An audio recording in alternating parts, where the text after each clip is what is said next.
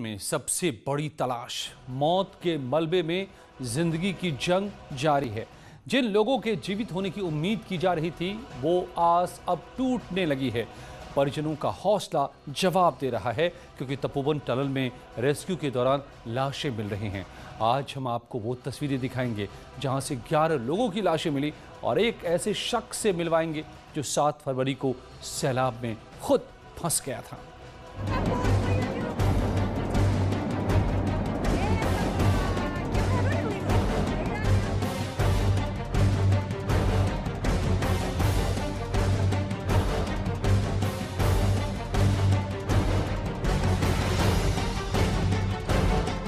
लगातार चल ही रहा है और उसके पीछे जो बैराज साइड का काम था उस पे भी काफी मशीन्स लगी हुई हैं दोनों साइड से।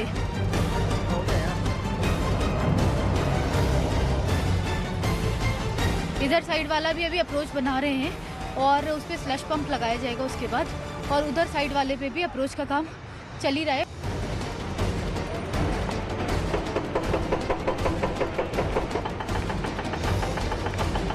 साथ में हमारी एनडीआरएफ भी है। रोड बनाते हुए भी उन्हें जहां लग रहा है कि यहाँ पे संभावना है वो वहां पे भी ढूंढ खोज कर रहे हैं थोड़ा सा।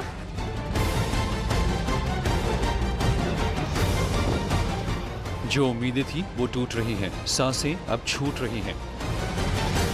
और उसके बाद जब स्लश पंप होगा तो प्रॉब्ली ये जो हमारा स्लशी वाटर है वो थोड़ा कम होगा, तो हो सकता है कुछ बॉडीज वहाँ से रिकवर हो सके।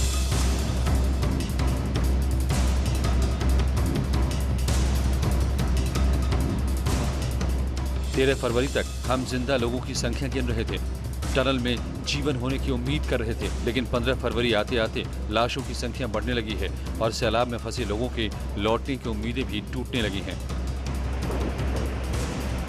यहाँ टोटल 54 बॉडीज हो चुकी। टनल से कुल 9 रिकवर हुई हैं, 7 हमारी रैनी साइड से हुई हैं और अभी 54 का टोटल फिगर है हमारा। मलबे से जो लाशें निकल रही हैं वो बता रही हैं कि सैलाब ने उन्हें जीने का मौका ही नहीं दिया था। जिस वक्त पानी की तेज धार पत्थरों के साथ जिस्म पर टकराई, मौत उसी वक्त हो गई थी। पोस्टमार्टम भी वही कह रहा है और हमारा अंदाजा भी यही है कि हादसे के दौरान ही हो गई है इनकी मृत्यु। ये बाद में नहीं, जिंदा नहीं थे, क्योंकि ये स्लश में दब गए हैं, उसी टाइम स्लश में दब गए हैं। तो ऐसा नहीं है कि हमने पहले टनल खोद लिया होता तो शायद बच जाते, नहीं, ये दबे हुए शव है। यानी कि जिन लोगों के बारे में अब तक कहा जा रहा था कि टनल में अब भी जीवित हो सकते हैं, उनके लौटने की संभावना अब खत्म हो गई है। कड़ाके की ठंड में टनल के अंदर अगर 7 फरवरी को वो जिंदा बच भी गए होंगे तो 9 दिनों तक बिना कुछ खाए पिए इस ठंड में जीवित रहना भी मुश्किल है। अगर वो जिंदा मिल भी जाए तो किसी चमत्कार से कम नहीं होगा, लेकिन अब लोग लाशों के मिलने का इंतजार कर रहे हैं। सभी का पीएम हो चुका है और सभी का डीएनए सैंपलिंग भी रखा जा रहा है, डीएनए भी सैंपल करके रखा जा रहा है, जिससे कि बाद में रिलेटिव्स अगर जो अभी नहीं देख पा रहे हैं वो भी बाद में डीएनए सैंपल से हम उनको आइडेंटिफाई कर सके। और साथ में मुआवजा वितरण का भी जो काम है, जो हमारे आइडेंटिफाइड बॉडीज हैं उनका भी साइमल्टेनियसली चल रहा है।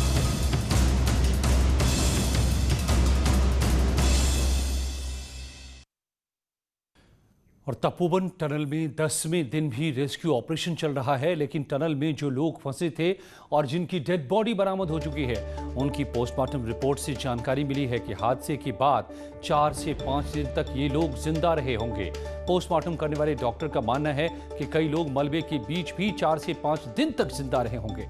अब तक टनल से 11 शव बरामद हुए हैं और 6 लोगों की पोस्टमार्टम रिपोर्ट में ये बातें सामने आई हैं कि वो 12 फरवरी तक जिंदगी और मौत से जंग लड़ते रहे और टनल की छत से लटक कर अपनी जिंदगी को बचाए रखा होगा। लेकिन टनल में सर्च ऑपरेशन के दौरान जब रेस्क्यू टीम उनके पास तक पहुंची तब तक वो दम तोड़ चुके थे। चमोली डिजास्टर में बहुत सारे लोग, बहुत सारे एजेंसीज अपने अपनी तरह से योगदान दे रही हैं। जिस तरह से एनडीआरएफ, एसडीआरएफ और तमाम जो रिलीफ फोर्सेस का योगदान है, ठीक उसी तरह से हेल्थ डिपार्टमेंट का भी यहाँ पर अपना एक भूमिका है। जिस तरह से लगातार यहाँ पर पोस्टमार्टम चल रहा है, उस दूसरी ओर जो प्रभावित हैं उनको साइकोलॉजिकल ट्रीटमेंट भी यहाँ पर दिया जा रहा है, क्योंकि एक बड़ा ये मेजर डिजास्टर रहा है। हमारे साथ एडिशनल सीएमओ चमोली के डॉक्टर एमएस खाती मौजूद हैं। सर, आप लोग पोस्टमार्टम कर रहे हैं, अभी तक क्या कुछ फाइंड आउट हुआ पोस्टमार्टम? अभी तक यही लग रहा है कि जो जिनकी भी डेथ हुई है मेनली सफोकेशन से ही डेथ हुई है, दम घुटने से डेथ हुई है या कीचड़ में डूबने से डेथ हुई है। अभी तक यही निकल के आ रहा है। और कुछ लोगों की डेथ आज से 4-5 दिन पहले भी हो गई है, कुछ लोगों की 2 दिन पहले हुई है। इस तरह से डॉक्टर साहब थोड़ा इसको विस्तार से समझाइए कि एक तो 7 फरवरी को जब ये एक्सीडेंट हुआ, डिजास्टर हुआ, कुछ लोगों की डेथ तो 7 फरवरी को हो गई थी, बाकियों की कितने दिन बाद की? अधिकतर लोगों की जो जहाँ तक संभावना है और जिस तरह से लोग बता रहे थे, टनल के अंदर जो फंसे हुए थे उनकी डेथ 2-3 दिन बाद हुई है। डिजास्टर आने के 2-3 दिन बाद हुई। उन लोगों ने कुछ संघर्ष किया है, तो उनके पोस्टमार्टम रिपोर्ट में यही पता चल रहा है। पोस्टमार्टम से जो ड्यूरेशन जो डेथ की है यही निकल के आ रहा है कि 4-5 दिन हो रहे हैं उनको मरे हुए। ये मान के चले कि जो अभी तक 11 बॉडीज़ इस टनल से निकले, तपोवन के टनल से, उसमें जो अधिकतर लोग मरे वो अगर हम 7 से 5 दिन में माने तो 12 तारीख के आसपास की।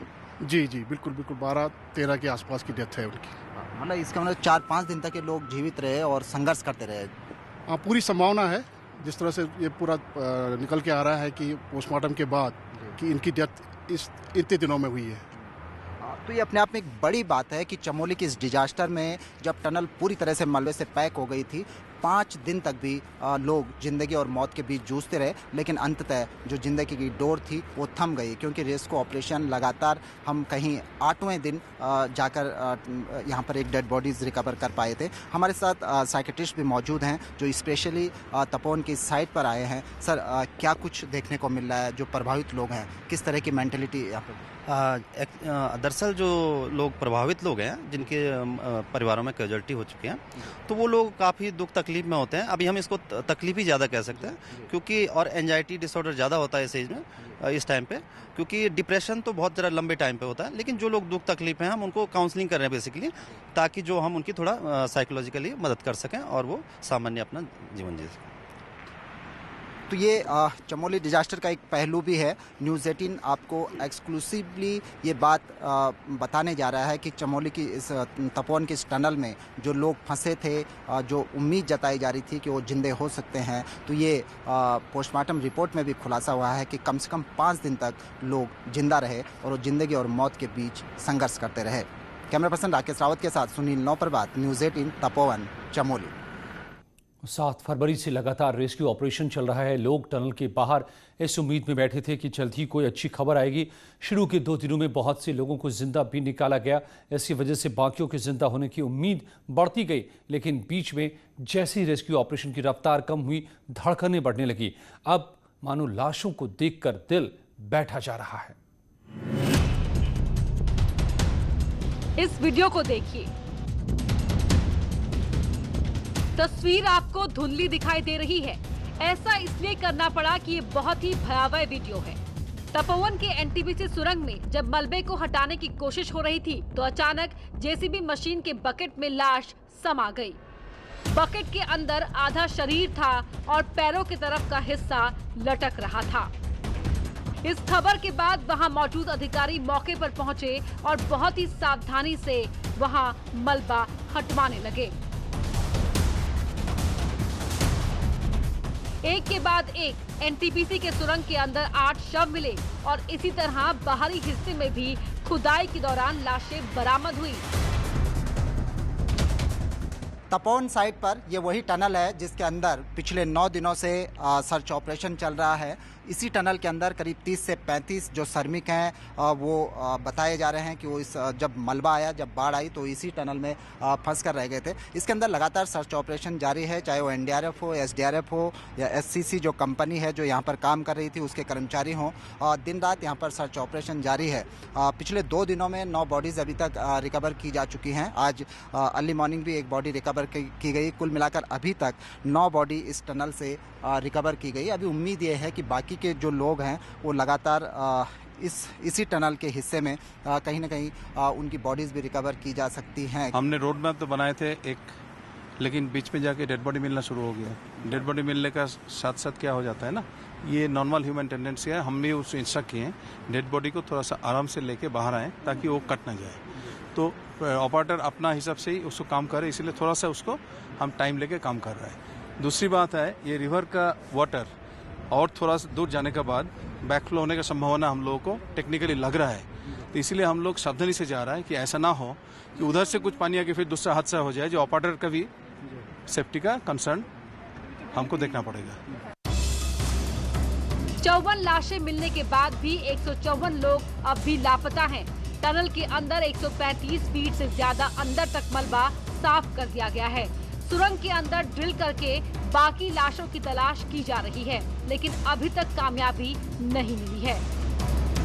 अभी तक एक उम्मीद थी, की आस थी कि कहीं कोई जिंदा बचा होगा, लेकिन 9 दिन का लंबा समय हो गया है। टनल के अंदर ऑक्सीजन की कमी है और खासकर जिस तरह से बताया जा रहा है, जो वीडियोस टनल के आ रहे हैं कि अंदर मलबे से पूरी तरह से पैक हुई है टनल। जो जेसीबी यहाँ पर काम कर रही है उनको बड़ी दिक्कतों का सामना करना पड़ रहा है। जो बॉडीज़ हैं वो पूरी तरह से मलबे के साथ पैचअप हो चुकी हैं। उनको रिकवर करना भी अपने आप में एक बड़ी मुश्किल का काम है। कोशिश ये है कि जो बॉडी अंदर हैं उनको सकुशल रिकवर किया जा सके, तो इसमें भी एक लंबा वक्त लग रहा है। आप देख रहे हैं कि ये ट्रक अंदर से आ रहे हैं। एक समय में एक ट्रक अंदर जा सकता है, वो लूज मलबा वहाँ से ला रहा है।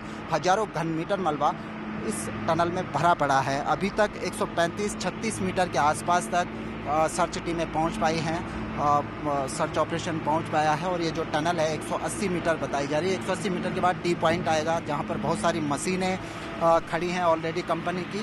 तो ये भी उम्मीद है कि जो मलबा इस टनल में घुसा वो उन ट्रकों पर, उन मशीनों पर रुक गया होगा और उसके बाद शेष टनल में केवल पानी भरा होगा। तो ये भी एक उम्मीद जताई जा रही है। कैमरा पर्सन राकेश रावत के साथ सुनील नौपरबात, न्यूज़ 18, तपोवन, चमोली। और जो लोग अब तक घर लौटकर नहीं आए हैं उनके घरों में सन्नाटा है, लेकिन जो लोग सैलाब से बचकर चले आए वो आज भी सदमे में हैं। हाल ही में एक वीडियो आपने देखा होगा जिसमें कई मजदूर दिखाई दे रहे थे। अचानक सैलाब ने उन्हें चपेट में ले लिया था और वो मलबे में दब गए और कई श्रमिक जान बचाकर भाग भी निकल पाए। उन्हीं में से एक विपिन ने न्यूज़ 18 को बताया कि आखिर उस वक्त बैराज में क्या मंजर था, कैसे कुछ लोगों ने अपनी जान बचाई।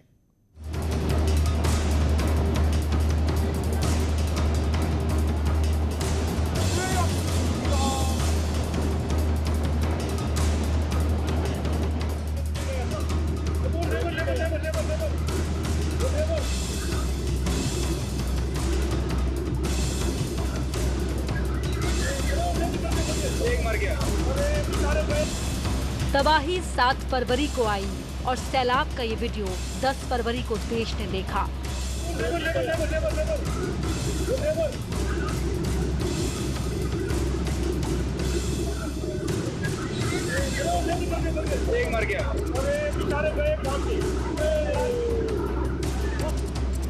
तपोवन प्रोजेक्ट पर काम करने वाले मजदूर सैलाब में बह गए। मलबे में दबकर कई लोगों ने दम तोड़ दिया। उन्हीं में से एक विपिन भी हैं, जो मौत के मुंह से किसी तरह से बाहर आ गए, लेकिन जो लोग सैलाब में दफन हो गए उनकी तलाश आज भी हो रही है। टनल के साथ साथ बैराज का एरिया भी है, जहां पर करीब 100-125 लोग जिंदा दफन हो गए थे। उस बैराज की साइड पर अभी भी हजारों घन मीटर मलबा पड़ा हुआ है। अभी उस पर सर्च ऑपरेशन शुरू नहीं किया जा चुका है। मलबे और पानी की वजह से इस बैराज में रेस्क्यू ऑपरेशन चुनौती भरा है। जैसे ही स्थिति सामान्य होगी तो बाकी लोगों की तलाश की जाएगी। लेकिन सवाल यह है कि जब सैलाब आया तो उस वक्त क्या हुआ, क्यों कुछ लोग भाग गए और कुछ मलबे में दब गए। क्या उनकी जान बच सकती थी या डर की वजह से समझ नहीं आया कि क्या किया जाए। इस बीच हम आज आपको एक ऐसे शख्स से मिला रहे हैं जो उस समय इसी सेल्टिंग चैम्बर में काम कर रहा था। पीछे से वो बवंडर आया, बाढ़ आई, बड़ी संख्या में जो यहाँ पर 125 लोग काम कर रहे थे वो इसमें दब गए। विपिन उन खुशकिस्मतों में था। विपिन के साथ चंद लोग उन खुशकिस्मतों में थे जो पीछे से बाढ़ आ रही थी और आगे से विपिन भाग रहे थे और सकुशल बच निकले। विपिन ने तबाही को आते देखा, पानी के बदले रुख को भी देखा और डैम में फंसे उन लोगों को भी चीखते सुना जो लौटकर घर नहीं आए। विपिन, तो हमारे दर्शकों को बताइए कि क्या नज़ारा उस समय था और कैसे आप इस साइड से बचकर निकले। नज़ारा उस टाइम पे ऐसा था कि जैसे पानी का सैलाब आया तो हमें तो कोई पता नहीं था कि क्या हो रहा है यहाँ पे। हमने तो पानी देखा नहीं पहले, लेकिन जब हम इस साइड पे जहाँ ये मशीन लमसम काम कर रही है, हम इसके नीचे खड़े हुए थे। तो जब पानी आया वहाँ से, तो ये हमारा बैराज साइड है, इनटेक साइड है, तो पानी यहाँ से ऊपर